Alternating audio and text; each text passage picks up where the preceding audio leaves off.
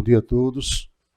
Invocando a proteção de Deus, declaro aberta a sessão desta Câmara Criminal no dia de hoje, 20 de abril de 2023, quinta-feira, oportunidade que deveremos julgar pelo menos 92 feitos. Cumprimento a todos os presentes, a pessoa de desembargador Glauber Rego, desembargador Cláudio Santos, em substituição ao Dr. Ricardo Tinoco, que se encontra em gozo de férias. Bem assim, o Dr. Anísio Marinho, primeiro procurador de Justiça, que acompanhará a sessão como representante do Ministério Público.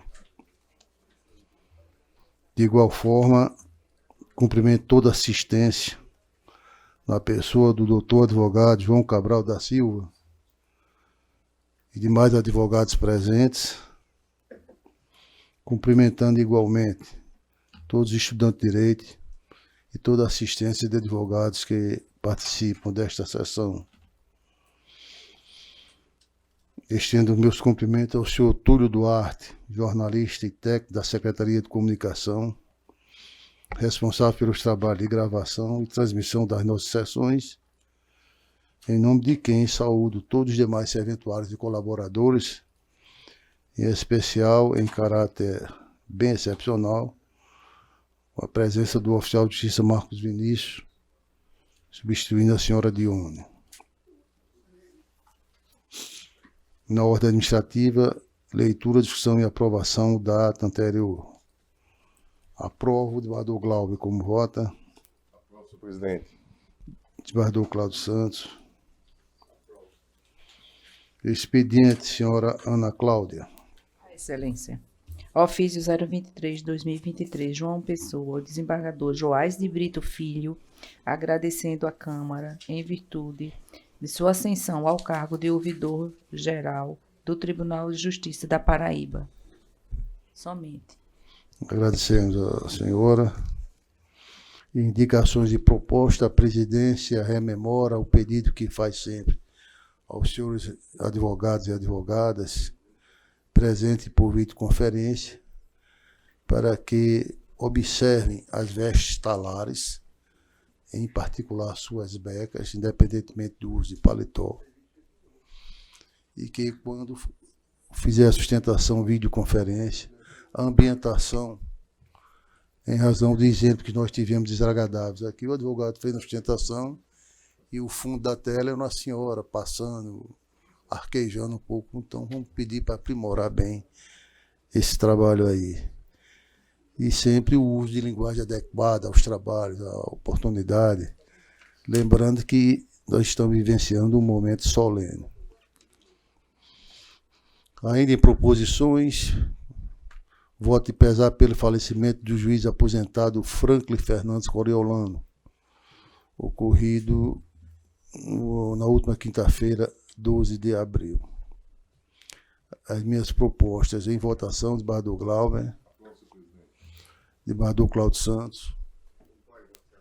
Gostaria de me associar, excelência. Pois não, excelência. Aprovada a unanimidade com a associação do Ministério Público. Para indicações de propostas, desembargador Glauber com a palavra. Senhor presidente, dá as boas-vindas a Vossa Excelência, retornando aí do gozo de férias, então seja bem-vindo. Estávamos com saudade aqui da presença de Vossa Excelência. Senhor presidente, e também aproveitar para registrar e propor aqui um voto de pesar em razão do falecimento do médico, advogado, capitão da Polícia Militar, Francisco Edênio Rego Costa. Ele que era o corregedor do Conselho Regional de Medicina do Estado do Rio Grande do Norte desde o ano de 2018 ou 2019 e que há aproximadamente 8 dias aí veio a óbito de uma forma que entristeceu a todos nós. Eu que pertenço à família, e é isso, senhor presidente. Então, propor o voto de pesar e que seja aí, caso aprovado, encaminhado à viúva Leila. Pois não, senhor, eu aprovo e submeto ao desembargador Cláudio Santos.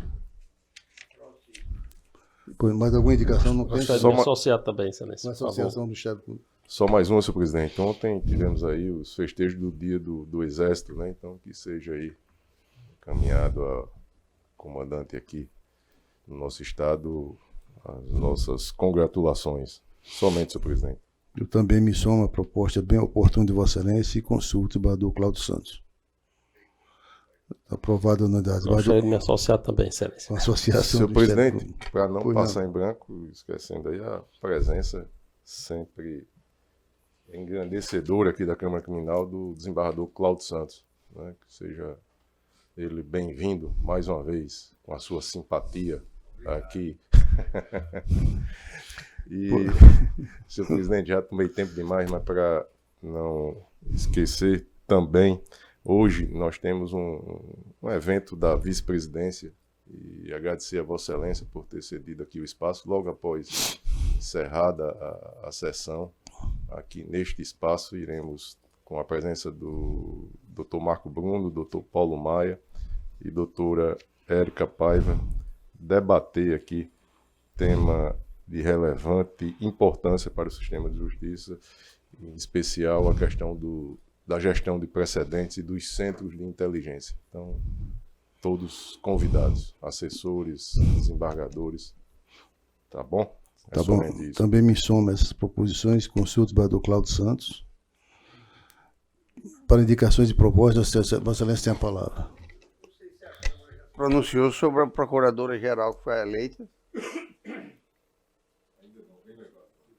Então eu proponho um voto de congratulações à doutora Elaine Cardoso pela sua recém-eleição à recondução da Procuradoria-Geral de Justiça. Me somo a Vossa Excelência e já com a pronunciamento do vereador Glauber, proposta aprovada à unanimidade. Mas E alguma se- Me excelência? associe, excelência, por favor. Associação do Se o Ministério desembargador Cláudio permitir, subscrever a proposta de Sua Excelência, senhor presidente. Com o maior prazer de todos.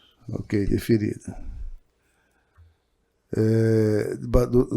Procurador Anísio Marinho, tem alguma informação a prestar à Câmara, trazer alguma? Não, excelência. Muito obrigado. Pois não. Nós que agradecemos, Vossa Excelência. Bom, passamos agora à conferência de leitura de acordo. Eu tenho em mesa, na apelação criminal 085, 17-17-86-2021, apelante André Carla Ferreira Câmara, advogado Igor de Castro Bezerra, apelado do Ministério Público, relator, juiz convocado Ricardo Tinoco, eu sou o redator para o acordo. Resumidamente, acordo da Câmara, acordo de barrador da Câmara do Tribunal de Justiça do Estado do Rio Grande, por maioria de votos, em consonância com a 4J, conhecer e prover parcialmente o apelo, tão somente para redimensionar a reprimenda nos termos do voto condutor, vencido o relator que absolvia a recorrente. Todos de acordo? De acordo. É aprovada a unanimidade. Faremos agora a abertura dos trabalhos na ordem jurisdicional, com o julgamento dos feitos com pedidos temporais e demais processos apresentados em mesa na ordem regimental. O primeiro é o de número 65, recurso sentido distrito 081-4995-32-2022. Recorrente Carlito Meireles de Oliveira, advogado Dr. José Nilson de Brito e outro. 65? O 65 da pauta, excelência. 165. Não, 65. Sim, 65, ok. Eu sou o relator, Eduardo Glauber, e Vossa Excelência são os vogais. Doutor José Nilson de Brito. Já está presente na videoconferência? Não. Então, o advogado estando ausente, eu já apresentei, antecipei o voto, no sentido de conhecer e desprover o recurso. Eduardo Glauber. Eduardo Cláudio Santos. Também. Então, aprovada a unanimidade. O seguinte é o 66, também da minha relatoria, apelação criminal 0100-67895-2017. Apelantes Michel Romário da Silva Pereira e Paulo Vitor Santos Avelino. Advogado Dr. João Cabral da Silva. Relator, eu sou o relator, revisor do Maduro Glauber Rego, vogal de Maduro Cláudio Santos. Doutor advogado, vai fazer sustentação. A beca, por favor, excelência oficial de justiça.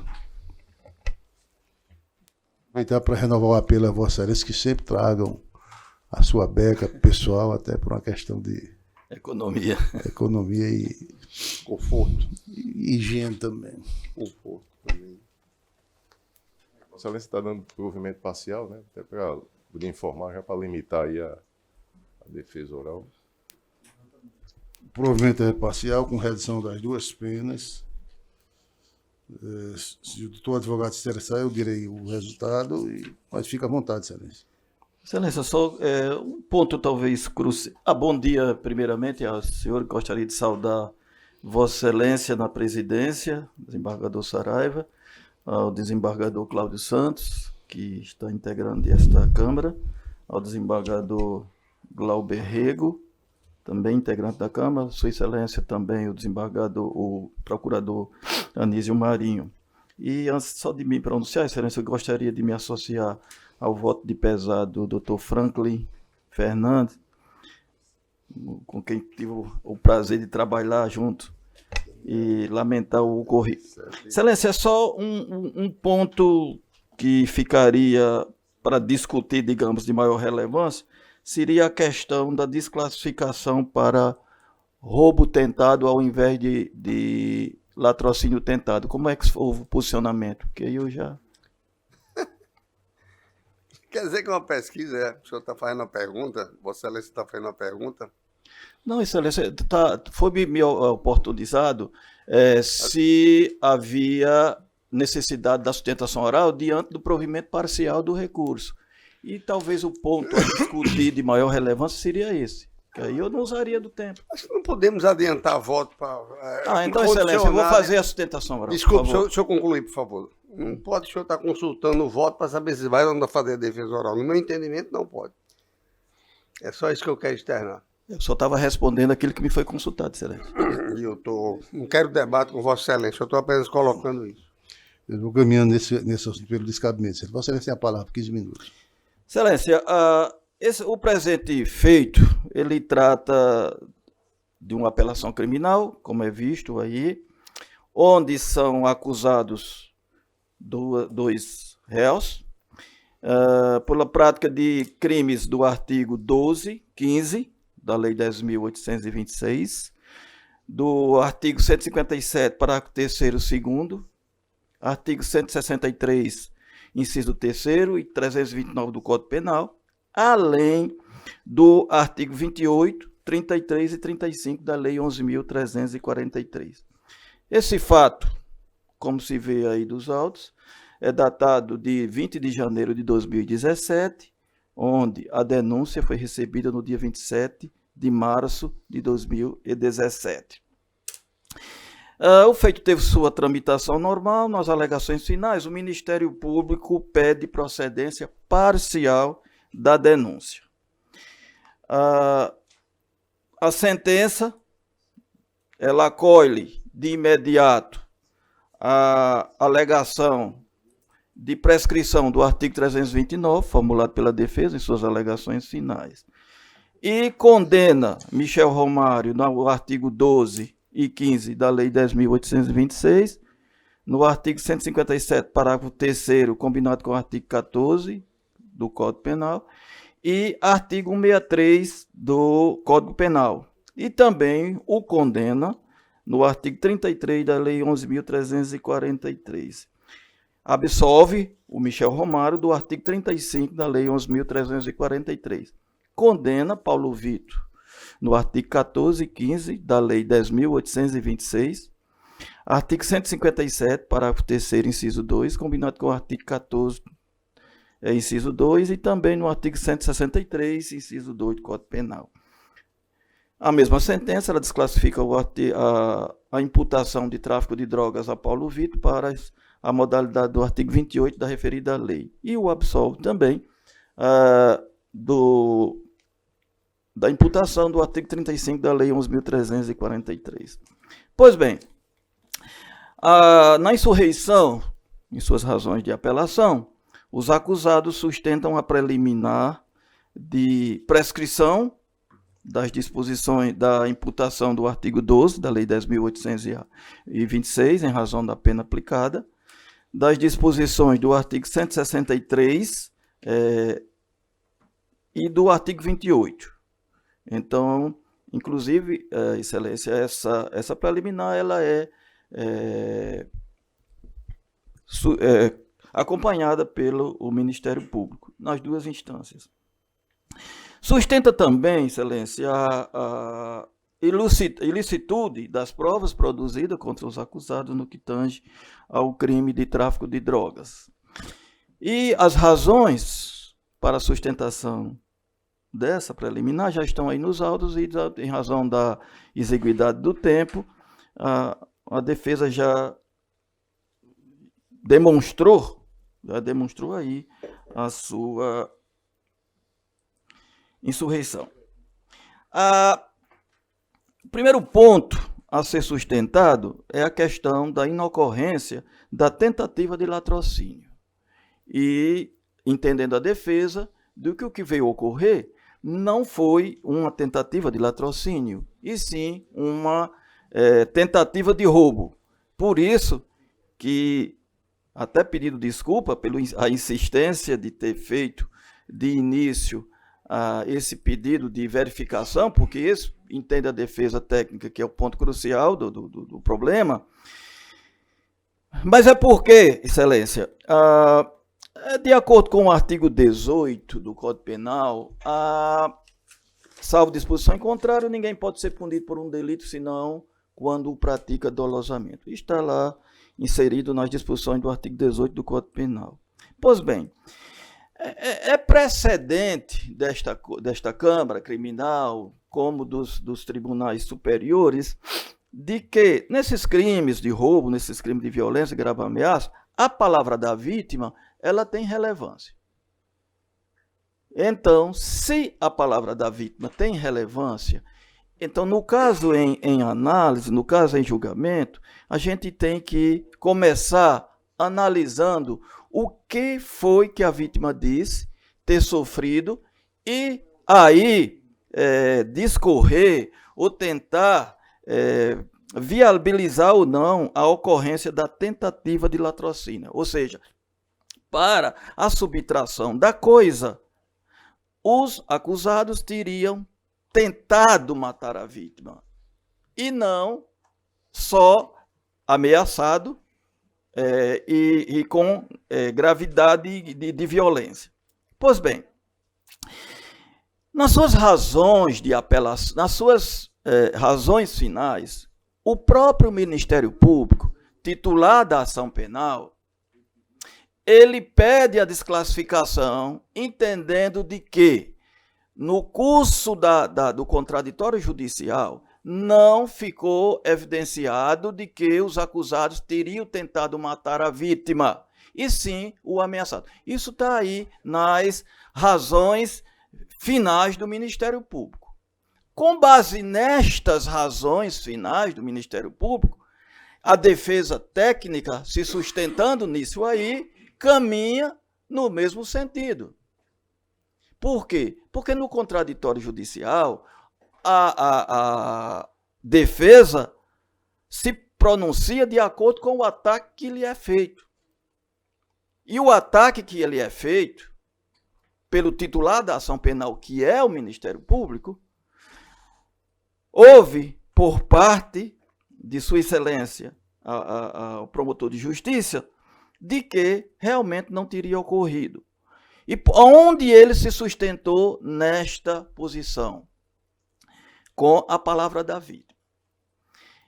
Nos autos, a gente encontra o depoimento da vítima, onde, em várias oportunidades, a vítima diz: os tiros foram disparados para o chão. A vítima diz que os acusados chegaram até ele, não queriam a moto que ele estava pilotando, queriam apenas o celular e, depois que ele deixou a moto no chão, os acusados tomaram a calculadora científica que ele conduzia, ele entregou o celular que conduzia E daí os acusados mandaram que ele corresse. Quando os acusados mandam ele correr, ele disse que houve os disparos. E que o juiz, até ao indagar, como é que se você estava correndo, como você viu que eles dispararam? Porque eu vi a areia subindo. Isso, em várias oportunidades, ele diz isso. Na transcrição da sentença, o juiz, aí eu não entendo, não sei o que levou a isso, pula a parte em que a vítima diz o seguinte: não, eles não queriam me matar. Porque se eles quisessem, eles tinham feito, porque eles me tinham na mão. Eles só queriam mesmo ameaçar. A vítima repete isso 2 ou 3 vezes perante o juiz. Isso não está transcrito aqui na decisão de mérito, mas se Vossa Excelência olhar no depoimento, que está gravado aí, na primeira parte, a vítima diz isso: não, eles não queriam me matar, eles queriam me ameaçar. Os tiros eram para o chão. Porque se eles quisessem me matar, eles teriam conseguido, porque eles já me tinham a mão. Apenas me mandaram correr e atiraram para o chão, porque eu via a areia subindo. Pois bem, aí tem uma questão, Excelência, também de lógica, porque a gente sabe que uma arma, ela dispara a 150 metros por segundo. Uma pessoa normal, ela corre em 2 ou 3 metros por segundo. E olhe lá, o Bolt, grande velocista das Olimpíadas, ele corre 9,58 metros por segundo. Então, é evidente que um disparo de arma, se fosse com a intenção de atingir a vítima, ele teria conseguido. Por conta da velocidade do disparo, como eu falei, que é o disparo de arma, é 150 metros por segundo. Então, a justificativa dada na sentença, aí no item 64 da sentença, tenta justificar o porquê que houve a tentativa de latrocínio, mas está em dissonância com o que diz a vítima. E como eu falei já, a palavra da vítima, ela vem a ter relevância. Portanto, entende a defesa de que não houve a tentativa de latrocínio, e sim a tentativa de roubo, como disse o Ministério Público no primeiro grau. Na dosimetria da pena, outro ponto também levantado aí, já nas razões de apelação, e então as circunstâncias judiciais consideradas desfavoráveis ao acusado, uma delas, por exemplo, relata que os maus antecedentes porque um dos réus, Michel Romário, responde a um processo datado de 2013, processo esse ainda não julgado. Ora, a súmula 444 do Superior Tribunal de Justiça, ela é clara quando proíbe que processos ou inquéritos em andamentos, não podem ser levados em consideração para efeito de desvalorizar os antecedentes do acusado. Outro ponto também, a questão da culpabilidade, também, conduta social, as partes, o que é analisado aí na dosimetria da pena está em desacordo com os precedentes legais e jurisprudenciais, que não há interesse da gente ficar lendo aqui, em razão da, como eu já falei, exiguidade de tempo. Na questão do tráfico de drogas imputado a Michel Romário, entende a defesa que ele faz jus ao tráfico privilegiado. Por quê? Porque o parágrafo 4º do artigo 33 da Lei 11.343, ele a lei menciona que, para fazer jus ao tráfico privilegiado, é mister que o acusado reúna as condições de quê? Primariedade, bons antecedentes, não se integrar organização criminosa, nem se dedicar ao crime.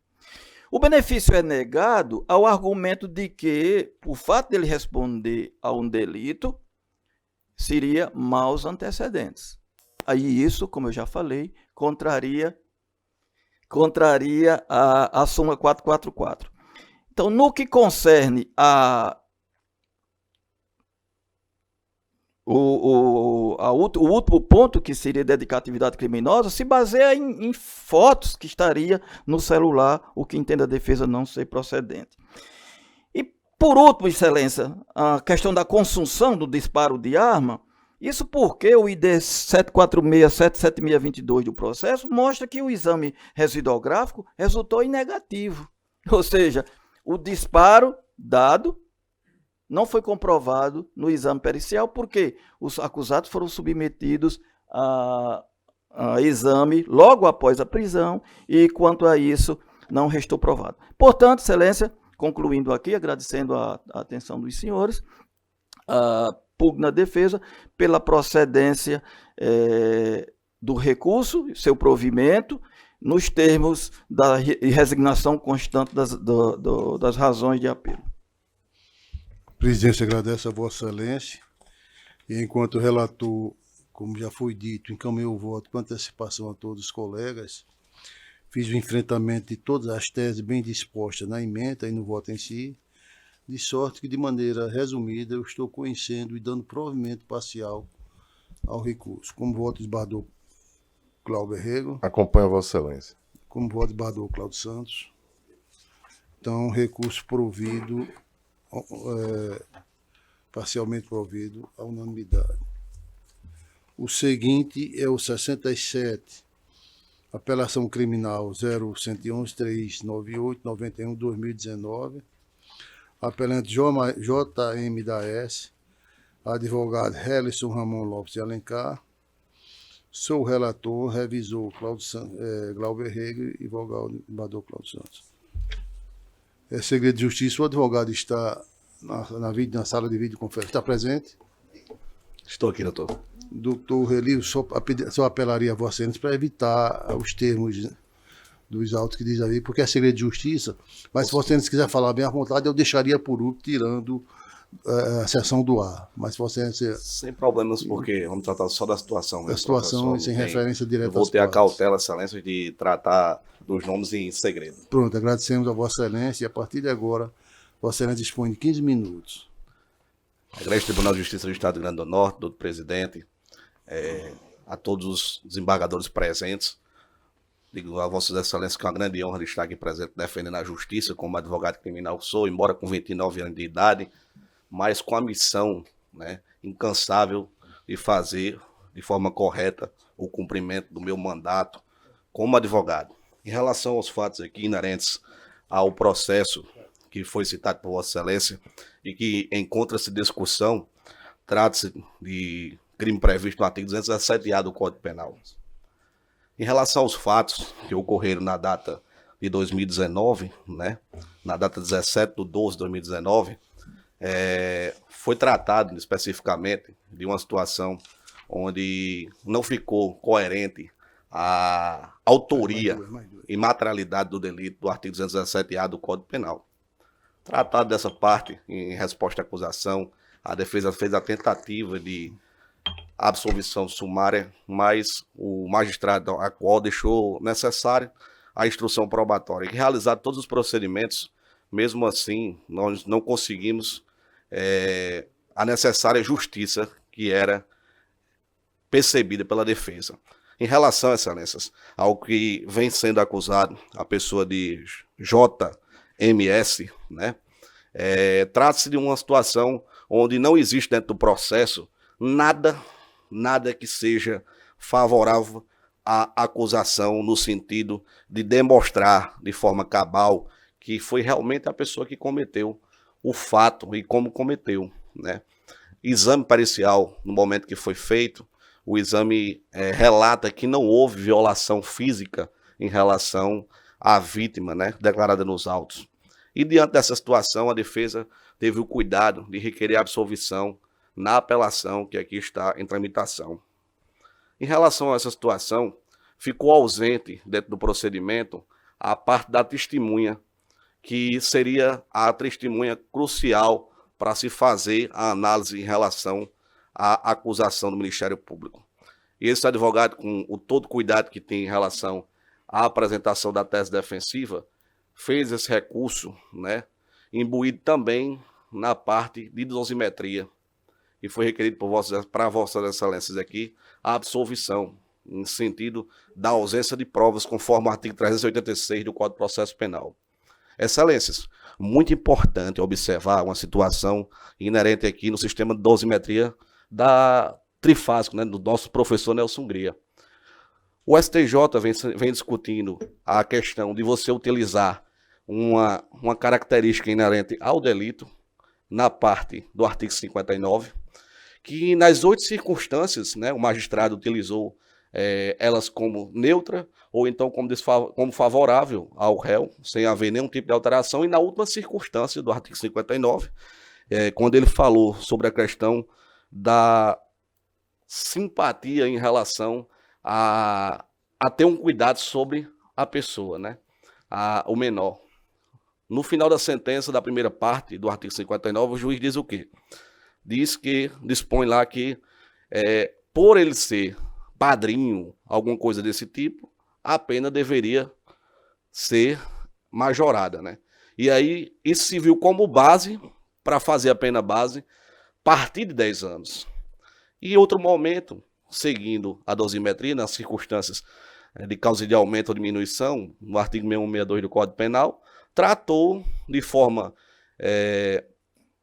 neutra o depoimento que foi dado pelo réu na delegacia. O próprio delegado de polícia, quando foi fazer o procedimento, ele chega lá e dispõe dentro do inquérito policial, nessa parte, que o réu, de certa forma, naquele tempo investigado, fala que não cometeu a conjunção carnal, mas que tocou na criança, né, no menor. E aí, diante dessa situação, é importante que nós possamos observar que, se existe uma circunstância que está sendo valorada no início, eu não posso usar de forma alguma a causa de aumento específica do artigo 226, que trata que, se for, inciso 2, que for parentes, né, cônjuge, irmão, tio, e que tiver essa responsabilidade sobre a pessoa, essa pena vai ser aumentada de até a metade. Então, vejamos só. 2 situações que estão sendo tratadas, e nessas situações, na ciência da defesa, da inteligência do artigo, é um bis idem, onde nós podemos já aqui resolver essa situação, né? E aí também retirar esse não reconhecimento da confissão, porque se a autoridade policial toma conhecimento dos fatos e fez uma incursão dentro da residência de JMS, e aí naquele momento o delegado colhe o depoimento, e em momento diverso o réu está sendo prejudicado, porque em juízo ele não falou o que ele falou na fase pré-processual, não pode ser levado em consideração. Então, diante dessas circunstâncias, a defesa vem pedir de forma preliminar a absolvição, mas levando-se em consideração a reforma da dosimetria, que é necessária, a defesa vem pedir essa reforma para o patamar mínimo da primeira fase, que seria de 8 anos, e aí também deixar de levar em consideração essa causa de aumento de até a metade, né? Essa circunstância não pode ser levada em consideração. Inclusive, se for para escolher umas em benefício do réu, já que for aplicada de forma errada, que seja a que for utilizada no artigo 59, que aí, inclusive, também está errada a dosimetria, porque 1/6 de 10, embora não seja expert em matemática, 1/6 de 10 é 1 ano e 6 meses. E aí foi colocado 2 anos no procedimento também, na dosimetria da pena. É o que pede a defesa, Excelência, de forma breve, mas buscando de forma incansável a justiça.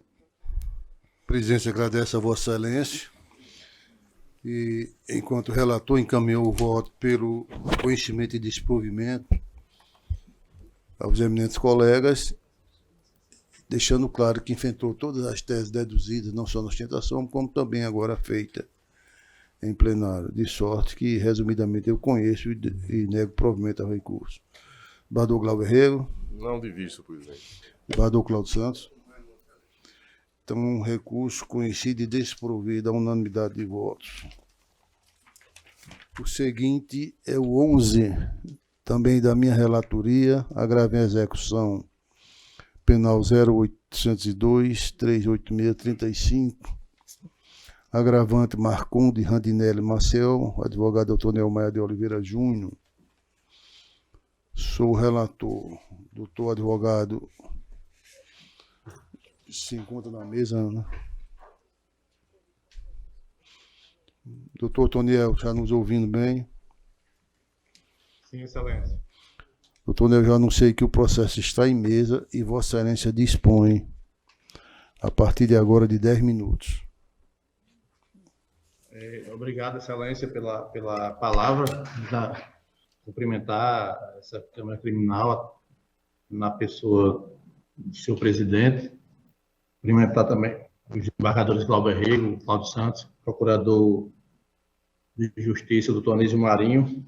Antes de entrar aqui na questão do agravo, queria tirar aqui 20 segundinhos só para dizer da satisfação de encontrar aqui, ainda que de forma virtual, o desembargador Cláudio Santos, porque ele me traz uma boa memória do meu falecido pai, que quando vereador lá na cidade de Felipe Guerra conseguiu, com o secretário, ainda secretário de Segurança Cláudio Santos, a primeira viatura para a Polícia Militar, a primeira viatura 0 quilômetro para a Polícia Militar daquela cidade, né, da história daquela cidade. Depois daquela vieram outras tantas, mas aquilo foi motivo de muita alegria para meu pai e para toda a cidade.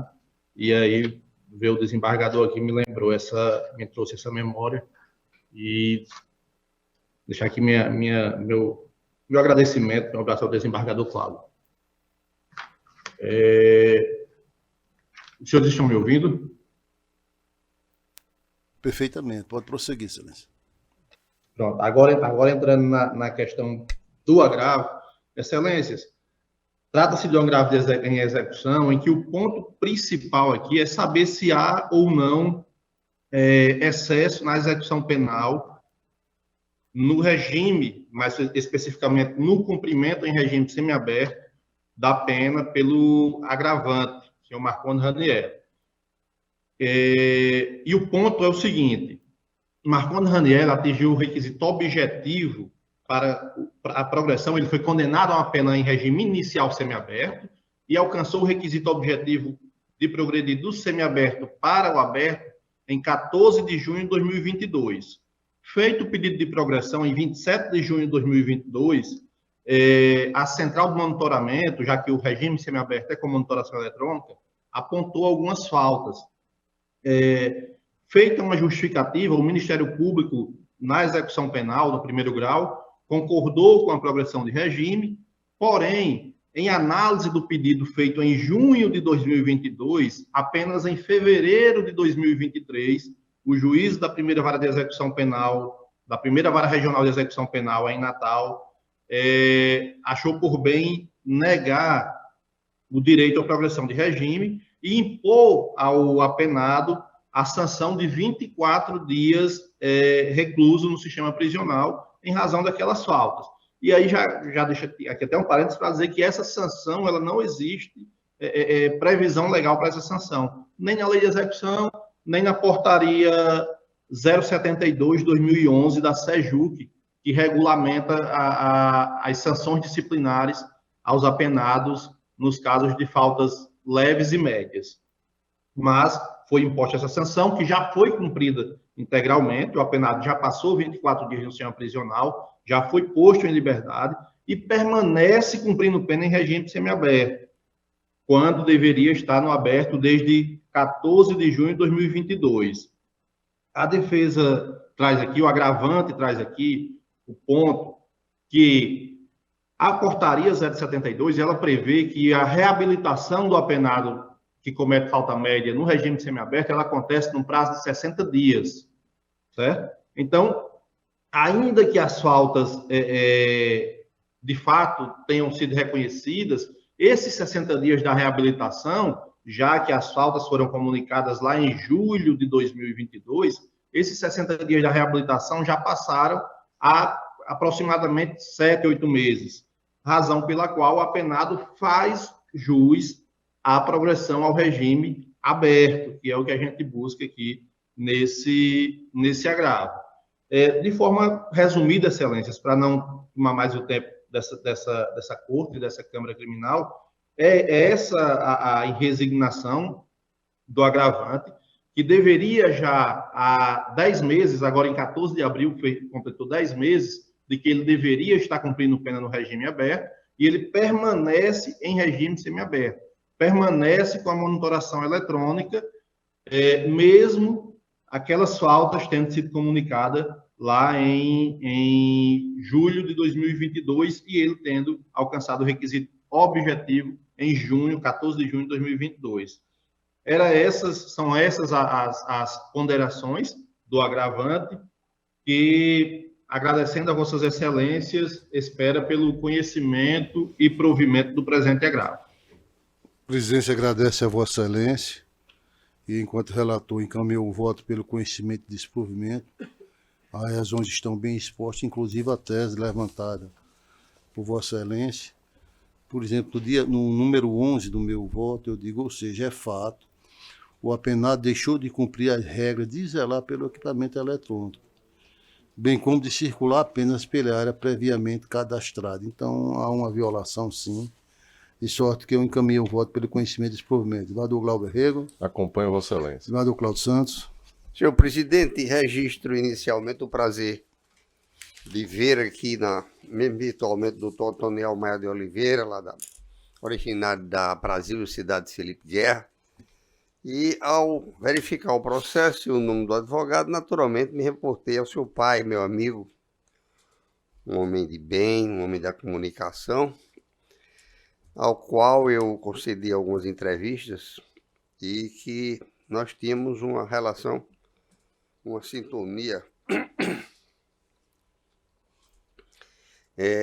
muito interessante e realmente é verdade que Felipe Guerra foi, no governo Vilma de Faria, o primeiro município a receber uma viatura de polícia a pedido do grande Otoniel Maia, lá das ondas do rádio do Oeste Potiguar. E ele queria chegar com o carro na sua cidade. Ele era um homem que cultuava e cultivava as suas raízes das pequenas cidades, que para mim tem um valor imensurável, eu que gosto e adoro a minha cidade de Jardim do Seridó. E também me evoca, esse fato me evoca outros. Nós entregamos naquela oportunidade 600 viaturas novas compradas pelo governo do Rio Grande do Norte. Coisa que nunca tinha se visto, nem vai se ver. Pelo menos não se viu nos últimos tempos, já faz uns 20 anos isso, né? Vai fazer 20 anos. Em 2003, né? 600 viaturas novas compradas com dinheiro que eu consegui com o ministro Márcio Tomás Baixo, da Justiça, um grande homem público, um advogado, militante, inclusive no direito penal. 5.000 armas, sendo 400 fuzis. O Rio Grande do Norte só tinha 100 fuzis na polícia.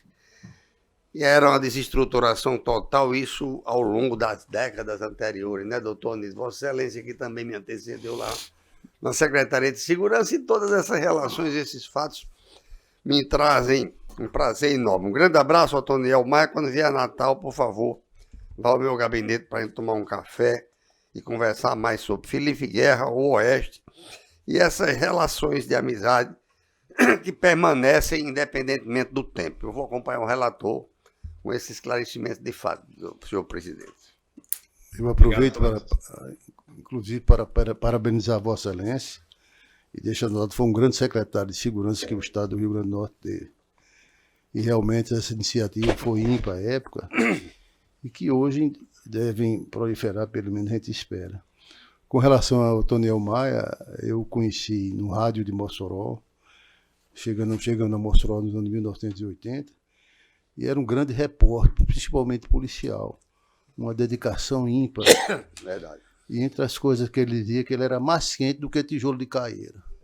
quer dizer que não adianta pressioná-lo, que olha, eu sou mais quente que tijolo de caíra, eu acho que o filho aí se lembra bem. Muito interessante a lembrança. Caíra de cal, né? Que é mais Caíra de cal e mais quente, né? Então, proclamação nos termos do voto do relator.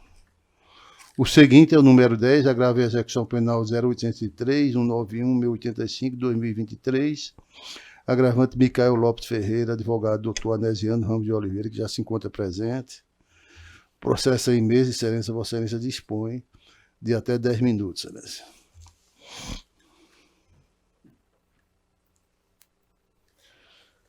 Reacendo o bom dia a todos os presentes que nos assistem pelo vídeo.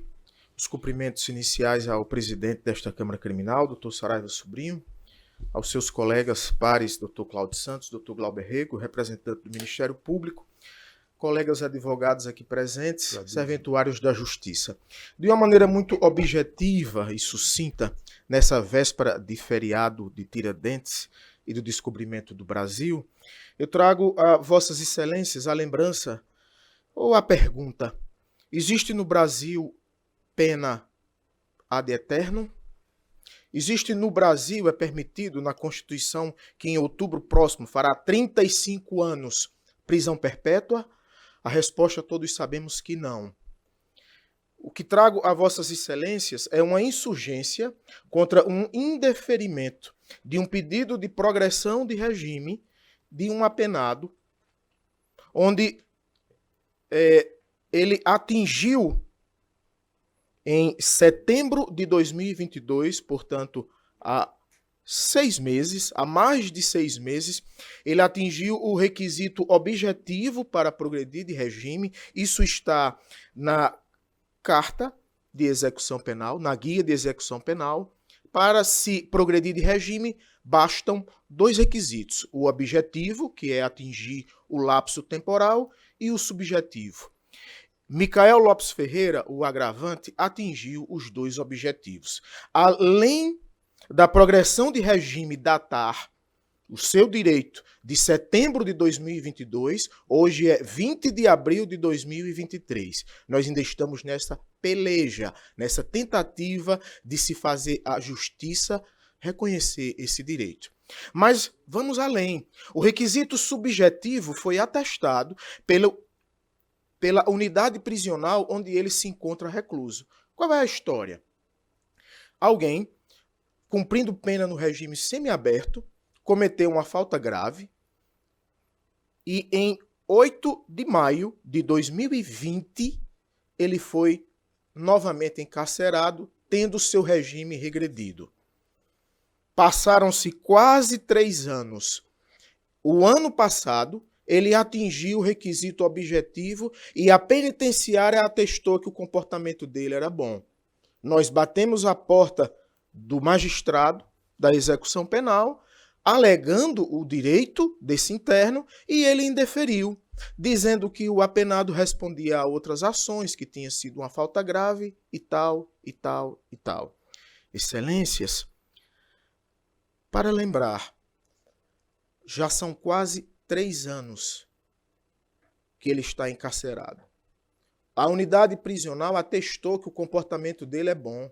A guia de execução penal, um documento do próprio Poder Judiciário, está atestando que em setembro de 2022 ele já atingiu esse direito.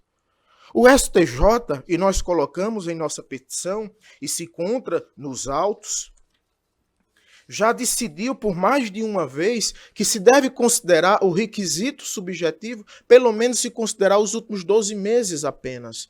Nós temos aí quase 3 anos. E a unidade prisional atestou que o comportamento dele é bom. É por isso que a nossa indagação primeira era: no Brasil é possível pena ad eternum, prisão perpétua?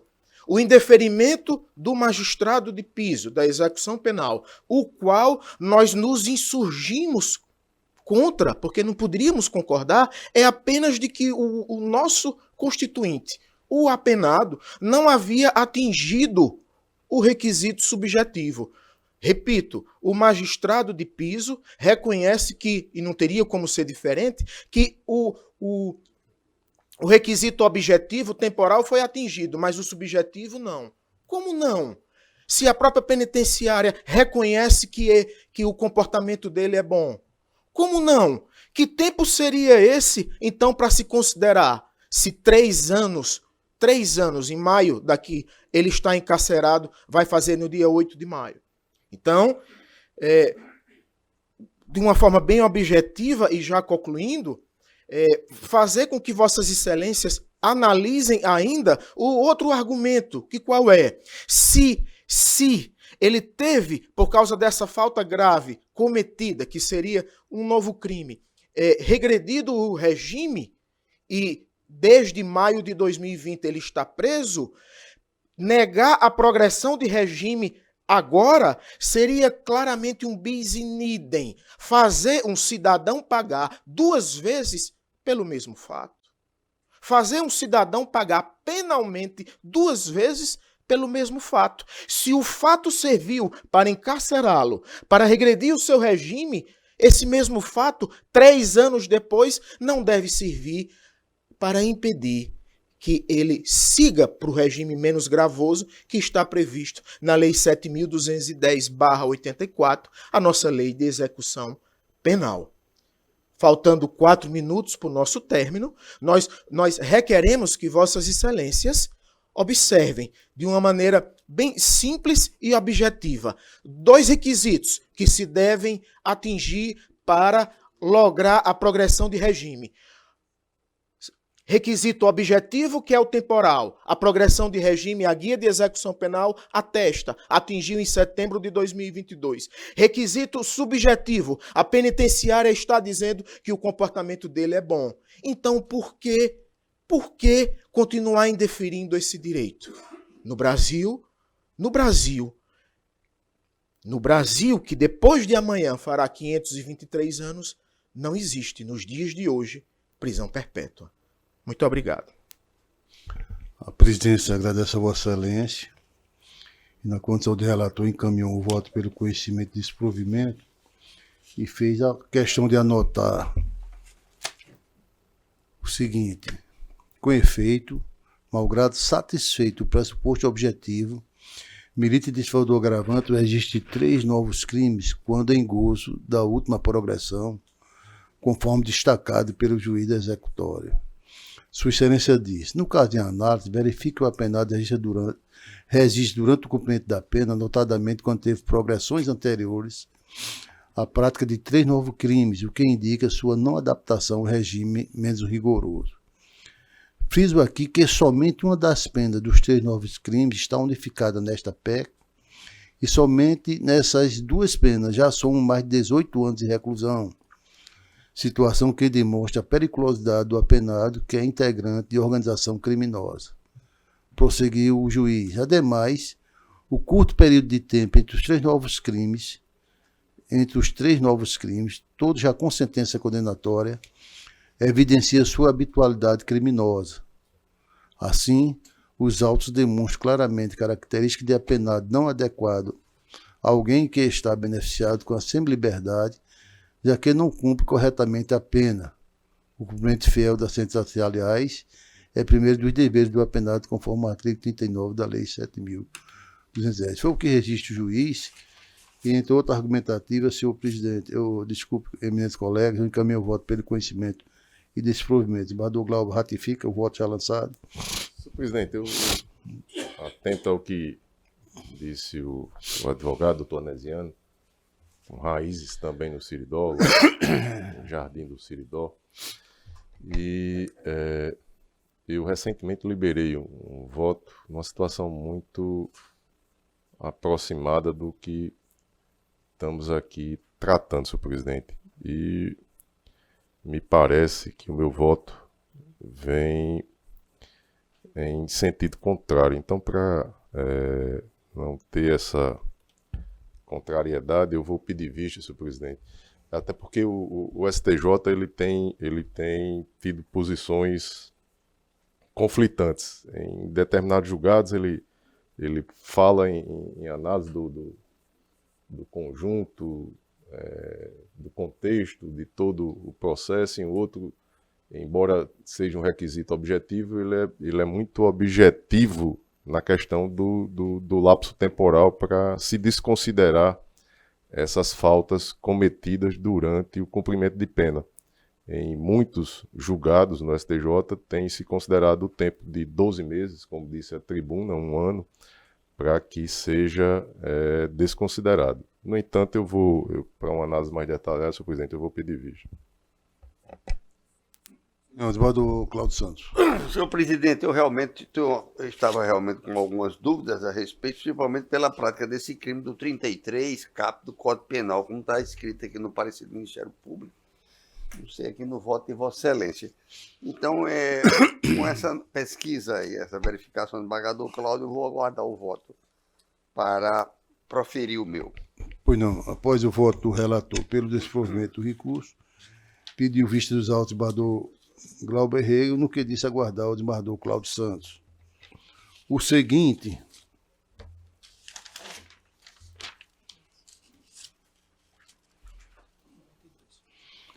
é o 92 da pauta, HC 0802 960 58 2023, impetrante paciente, Dr. Érico Faria Rubu, OAB 11358, autor, relator desembargador Cláudio Santos, Dr. Rodrigo, como é o nome disso aqui? Não? Cavalcante está presente nessa mesa. Estou sim, excelente. Estou aqui no modo. Desembargador Cláudio Santos, a relatoria de Vossa Excelência, o HC. Processo está em mesa, Excelência. Em mesa. Então, Vossa Excelência dispõe, a partir de agora, 10 minutos, doutor Rodrigo. Obrigado, Excelência. Ratificando aqui os votos de bom dia para todos, aí, Vossa Excelência, aí, os desembargadores, ao doutor procurador, doutor Anísio Marinho, e aos demais aí presentes advogados. Bem, Excelências, sem querer adentrar ao mérito específico da questão, já que esse habeas corpus não diz respeito especificamente à defesa dos fatos, já que a queixa-crime está em processamento junto à vara criminal competente e aqui a autoridade coatora, o que se destaca desse habeas corpus impetrado, Vossas, é o fato de que aconteceu um instituto chamado decadência.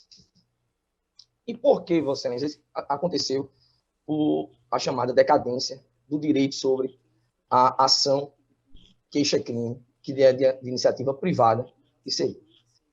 Inicialmente, é bom deixar claro, Vossas, que este caso especificamente é mais um entre outros tantos em que os fatos levam a uma tentativa de criminalização da advocacia, especialmente da advocacia criminal, que vem sofrendo com a ação e atitudes de muitas autoridades, em especial aquelas ligadas aos eventos policiais. Recentemente tivemos um advogado que foi agredido dentro da delegacia, que teve o seu direito de falar reservadamente com o seu cliente para instrução do interrogatório, interrompido pela polícia militar, e ao interromper, além de ser agredido, ainda foi autuado por desacato. Então, esse tipo de atitude que estão acontecendo culminam, e muitas vezes, em casos como esse que trazemos à presença de Vossa Excelência, que se refaz ou se superfaz mais uma vez na tentativa da criminalização do exercício da advocacia, o que estará comprovado caso essa ação venha a continuar seu trâmite, o que eu não acredito, já que, volto a dizer, aconteceu o Instituto da Decadência, e esse é o pleito do habeas corpus. Bem, o que acontece, Excelência? A lei ela é clara, ela é cristalina ao afirmar e determinar que o prazo para ajuizamento da queixa-crime é de 6 meses a partir do conhecimento do autor do delito. Pois bem, não resta dúvida que a querelante, desde do fato, sabia quem seria o suposto autor, os supostos autores do delito imputado na queixa-crime. Portanto, a partir daquele próprio dia, começa a contar o prazo de 6 meses. Ao ajuizar sua queixa-crime, através de advogado legalmente constituído, A querelante optou conscientemente por ajuizá-lo diretamente no Juizado Especial Criminal. E em sua peça inicial, ela pede, ao fim, a condenação por crimes de calúnia, injúria e difamação. Ela pede especificamente todos os crimes. Isso por si só, Excelência, na mais básica leitura do nosso Código de Processo Penal, estabelece que a competência ela é realizada pela soma das penas máximas em abstrato. Então, nesse momento, já nesse dia do ajuizamento, o causídico, o ilustre advogado, já sabia, ou deveria saber, que a competência para julgamento daquele processo não era do Juizado Especial Criminal. E, por tal fato, já ali não deveria ter distribuído seu processo. Pois bem, o fez. Distribuiu junto ao Juizado Especial Criminal. Não bastasse essa situação, o Ministério Público, após a vista para seu parecer, verificou que, como o ato teria acontecido contra uma autoridade policial no exercício de sua função, recairia sobre o crime ainda uma circunstância de aumento de pena. E que, por tal fato, isso também ensejaria nesse outro aumento de pena que determinaria a mudança de competência. Ao verificar esse parecer, o ilustre advogado da querelante se manifestou, primeiramente concordando com a inclusão da circunstância de aumento de pena e pedindo a redistribuição para uma vara criminal comum sem novamente recolher custas judiciais. Ao momento que esse processo foi distribuído para uma vara criminal competente, verificou-se que entre a data do conhecimento do autor desse suposto fato, ocorrera a passagem de mais de 1 ano, sem que houvesse recolhimento de custas processuais. Mesmo ciente desse fato, a douta juiz, a autoridade coatora, ainda assim intima a querelante para que recolha custas no prazo que ela diz ser o legal e que não existe. Simplesmente não existe. O prazo legal são 6 meses da data do conhecimento do autor do delito. A douta juíza inovou no processo penal, legislou no processo penal, atribuindo novo prazo para recolhimento de custas em uma ação que é de iniciativa privada. Outro ponto é que, por ser de iniciativa privada, o processo deveria ter sido extinto no Juizado Especial Criminal e não simplesmente redistribuído, já que não existe a oficiosidade pelo Poder Judiciário. Mesmo assim, ao chegar na vara criminal, o juízo deveria ter verificado que estava ali verificado o Instituto da Decadência. Mas, mesmo assim, preferiu intimar outra parte para que recolhesse custas 1 ano e tanto depois da distribuição. O Código de Processo Penal e a jurisprudência são claras, excelências. Não existe prazo interruptivo ou suspensivo de decadência. Isso não sou eu que estou dizendo, não só o Código de Processo Penal que está dizendo. É a própria jurisprudência, o STJ e esta própria egrégia Câmara Criminal do Tribunal de Justiça do Estado do Rio Grande do Norte, que em julgados colacionados aos autos, já se manifestou em procedimentos similares ou idênticos, em que explicitam que não há interrupção, suspensão de prazo decadencial. Especialmente, e isso é importante frisar, excelências, não houve mutatio libelli ou imitatio libelli que mudassem os fatos ou que mudassem o autor do delito. Desde o início, a querelante tinha que saber que se ela quer uma condenação por calúnia mais outro crime, só isso já dá o fato de que a pena é superior a 2 anos. E se atrela-se a isso uma circunstância de aumento de pena que era para a querelante saber, essa incompetência ela é nascida no berço, já no momento do seu ajuizamento, momento em que as custas deveriam ser recolhidas. E não havendo suspensão ou interrupção de prazo decadencial, esse prazo é de 6 meses, Excelência, independentemente dos percursos ou percalços que esse processo venha a tramitar.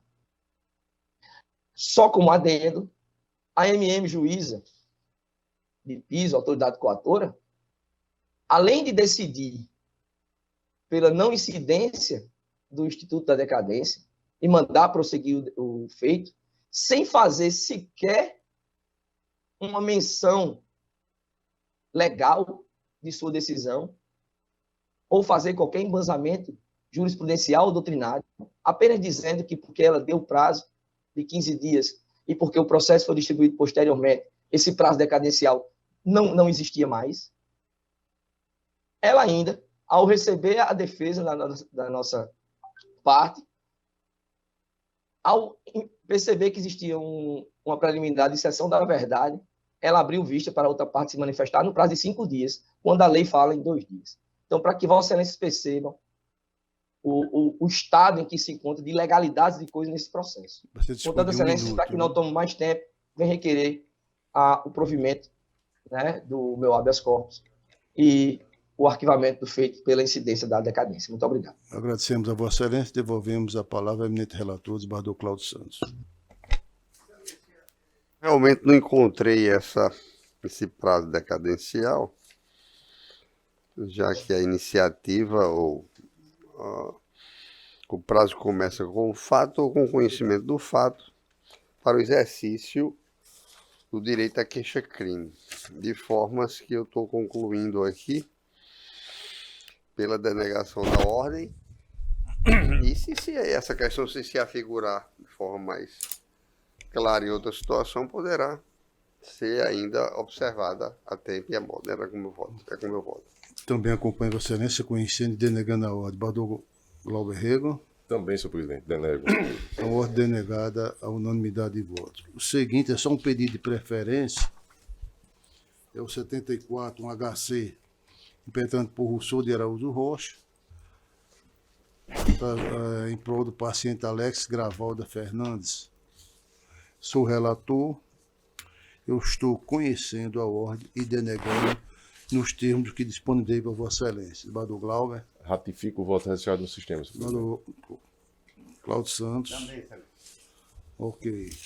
Bom, esgotado esse processo de sustentação, vamos voltar à pauta normal.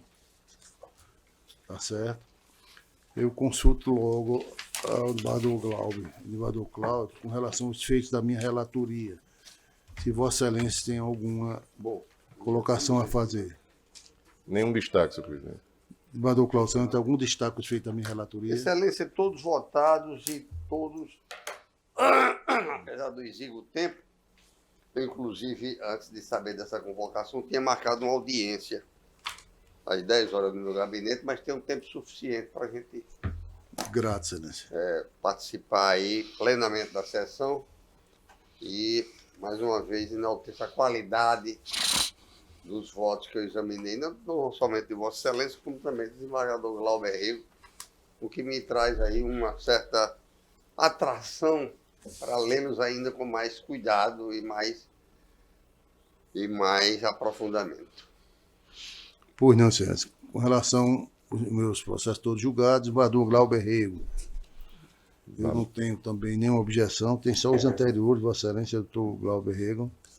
Desembargador Glauber Rego. Senhor presidente, tem um processo na minha relatoria, inclusive o advogado está aqui na plateia aí, e que já está pautado. O revisor é o juiz convocado, doutor Ricardo Tinô, que por esta razão o processo não mesmo. Estou pronto para julgá-lo, mas diante da ausência do revisor fica impossibilitado. Então já está vinculado, mas já para deixar bem claro e informado ao advogado, que me parece que vem do Rio de Janeiro, da cidade do Rio de Janeiro, para acompanhar esse julgamento, pode ser informado a Sua Excelência a data que me parece... 11 de maio. 11 de maio. 11 de maio, julgamento da apelação, e que tem também um habeas corpus que será julgado na mesma sessão. Eu agradeço a Vossa Excelência pela informação. Destaco apenas que o habeas corpus é no nosso direito de ser julgado. Não, perfeito, mas aí é uma questão que cabe ao relator. E aí, senhor presidente, só mais um destaque nesse processo, tem a suspeição de Vossa Excelência. Então, para que a secretaria já convoque aí o substituto, para que nessa data agendada, dia 11...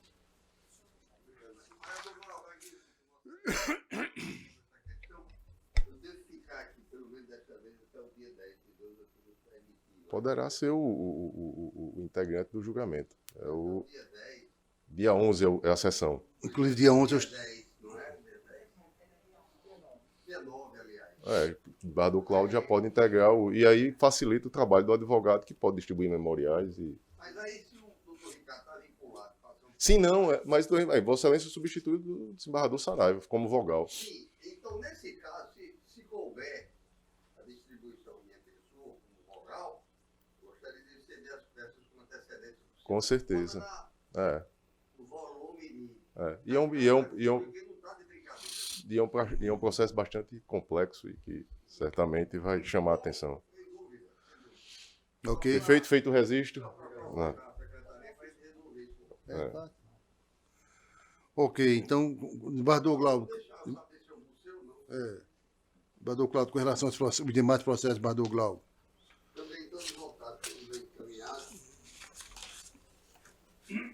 Também acompanha todos. Com relação aos feitos de relatoria de Vossa Excelência, desembargador Cláudio Santos, o 89 habeas corpus, eu estou pedindo vista dos autos. 89? HC 0800 904 52, impetente Dr. José Uti Aquino, paciente Edivan Pereira da Silva. Pois é, senhor presidente, eu tinha feito um destaque aqui e não tinha já anotado, porque somente hoje, em razão do prazo exíguo aí do desembargador Cláudio, plenamente compreensível, mas a matéria ela chama atenção por conta que ela está destacada em repercussão geral no Supremo, é o tema 788. E aí o STJ, na terceira sessão, desembargador Cláudio, já definiu que o prazo é contado a partir do trânsito em julgado para ambas as partes. E o voto trazido por Vossa Excelência está considerando o trânsito em julgado para a acusação. Inclusive, senhor presidente, essa era a minha posição, a que é trazida no voto do desembargador Cláudio, imagino que da Câmara Criminal por completo. Mas diante dessa definição na terceira sessão do STJ, eu já tenho modificado a minha posição em outros processos, e aí, pedindo vênia ao relator, já vou registrar aqui a minha divergência no sentido de considerar... Como esse processo vai ficar adiado? Perfeito. Então pode até aguardar. Exatamente, eu vou aguardar. Perfeito, até pode mudar. Perfeito. Isso. Perfeito. Nos demais, senhor presidente, eu estou acompanhando integralmente o desembargador Cláudio Santos. Pois não. Nos demais.